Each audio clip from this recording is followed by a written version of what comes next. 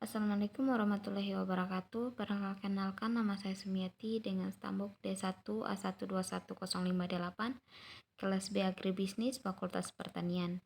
Pada kali ini saya akan memaparkan materi kewarganegaraan, materi yang ke-6 yang berjudul Dinamika dan Tantangan Konstitusi. Hakikat dan fungsi konstitusi.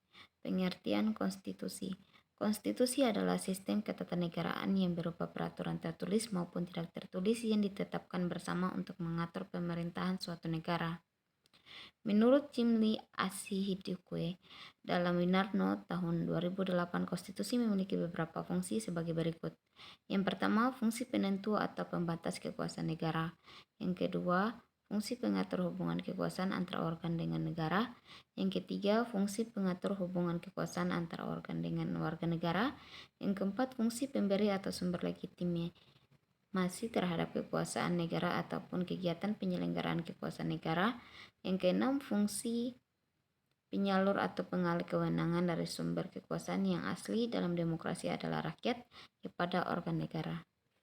Tujuan konstitusi yaitu ada 3. Yang pertama, membatasi kekuasaan penguasaan agar tidak tertindak sewenang-wenangnya. Yang kedua, melindungi hak asasi manusia. Yang ketiga, pedoman penyelenggaraan negara. Hal-hal yang dimuat dalam konstitusi atau undang-undang dasar. Yang pertama, organisasi negara, hak-hak asasi manusia, prosedur mengubah undang-undang dasar, ada kalanya memuat larangan untuk mengubah sifat tertentu dari undang-undang dasar, dan yang terakhir, memuat cita-cita rakyat dan asas-asas ideologi negara.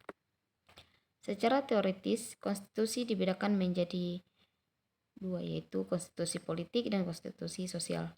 Konstitusi politik berisi tentang norma-norma dalam penyelenggaraan negara, hubungan rakyat dengan pemerintah, dan hubungan antar lembaga negara. Sedangkan konstitusi sosial adalah konstitusi yang mengandung cita-cita sosial bangsa, rumusan filosofis negara, sistem sosial, sistem ekonomi, dan sistem politik yang ingin dikembangkan bangsa itu.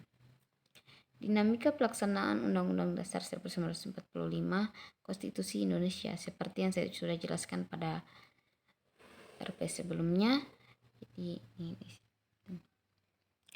Tantangan pelaksanaan Undang-Undang Dasar 1945 sebagai Konstitusi Indonesia. Konsekuensi dari supremasi konstitusi dan hierarki perundang-undangan dalam suatu sistem hukum, maka perubahan konstitusi mengharuskan adanya perubahan terhadap undang-undang serta pelaksanaannya. Sekian itu saja yang dapat saya paparkan dari materi kewarganegaraan RPS ke-6. Lebih dan kurangnya mohon dimaafkan. Wabillahi taufiq wal hidayah. Wassalamualaikum warahmatullahi wabarakatuh.